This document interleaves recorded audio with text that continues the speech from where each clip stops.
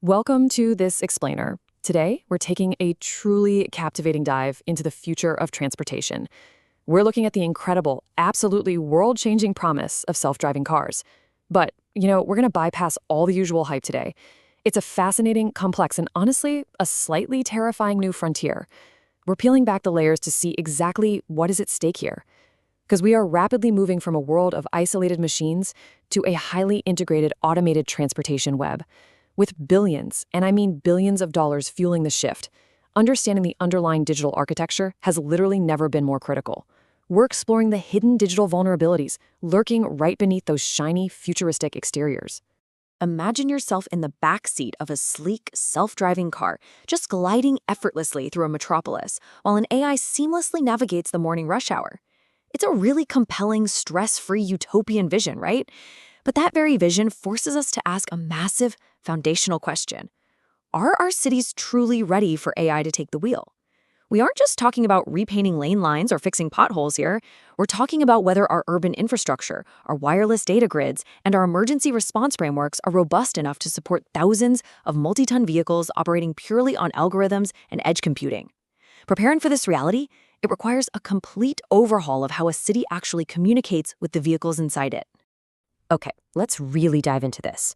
To grasp the magnitude of this shift, we have to completely update our traditional mental model of what a car actually is. Modern autonomous vehicles are no longer just mechanical objects.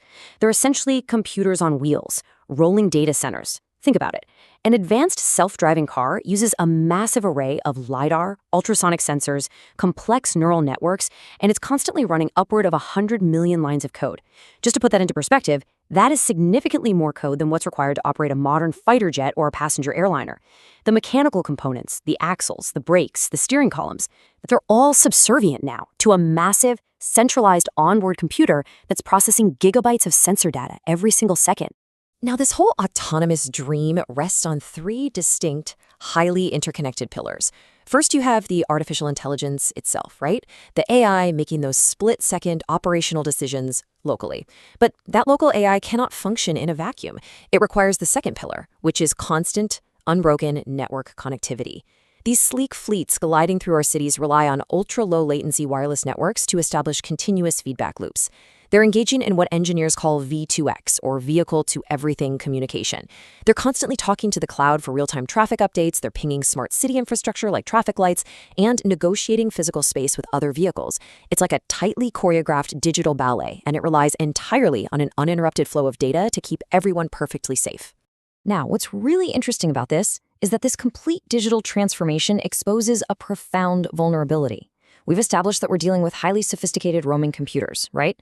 Well, the undeniable reality of any computer network is that it presents an attack surface. By shifting the very definition of what a car is, we've radically expanded its vulnerabilities. Which leads us to a really critical question. What happens when the computer is hacked? Think of all those external connection points. You've got over-the-air software updates, cellular connections for the infotainment center, Bluetooth receivers, the V2X communication arrays. Every single one of these nodes represents a potential backdoor. This is the dark side of this incredible innovation, turning the vehicle's greatest strength, its connectivity, into its most critical liability. And because of this constant connectivity, these vehicles are now prime targets for malicious actors.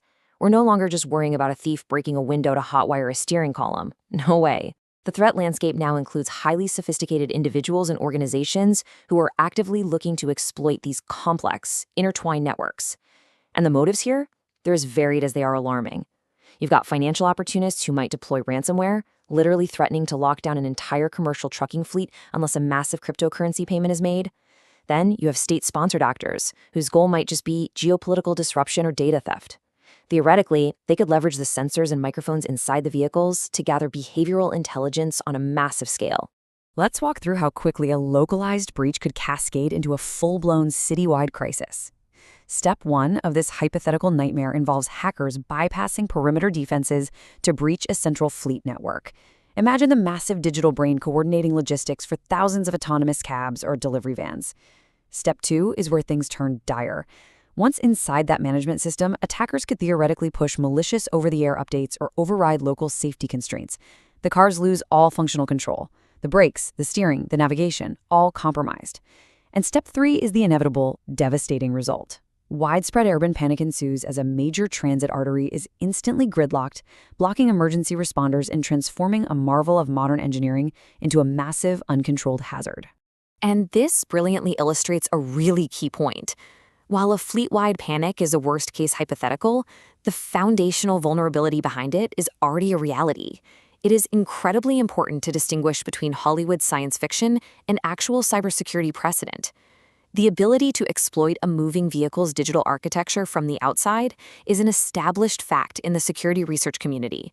Historically, the discovery of vulnerabilities by white hat security researchers almost always precedes malicious exploitation by bad actors. We have a clear, documented track record showing that as vehicles have become more technologically connected, their digital perimeters have been successfully and repeatedly breached. Let me read this exact quote from the source material.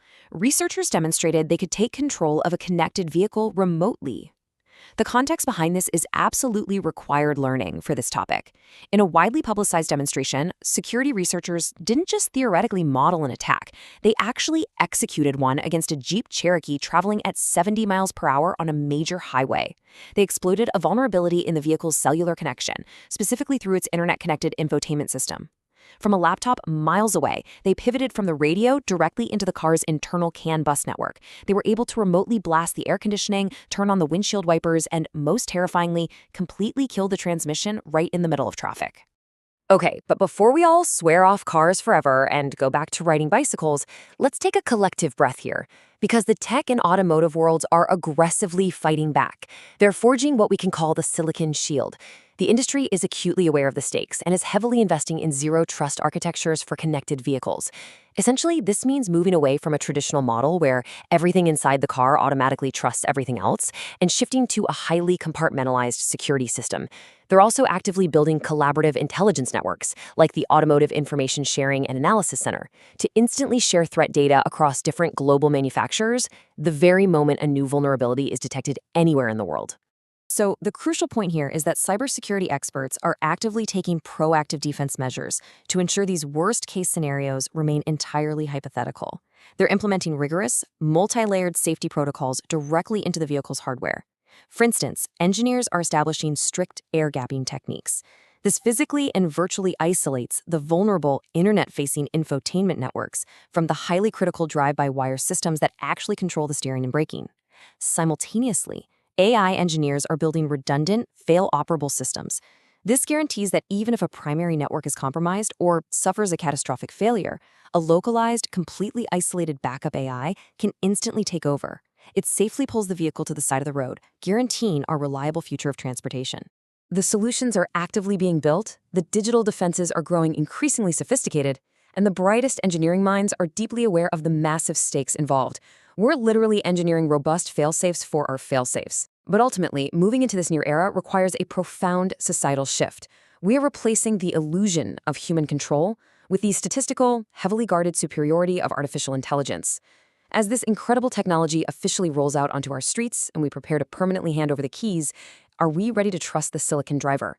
It's a deeply provocative question and one we'll all have to answer for ourselves very soon. Thank you so much for joining me on this explainer.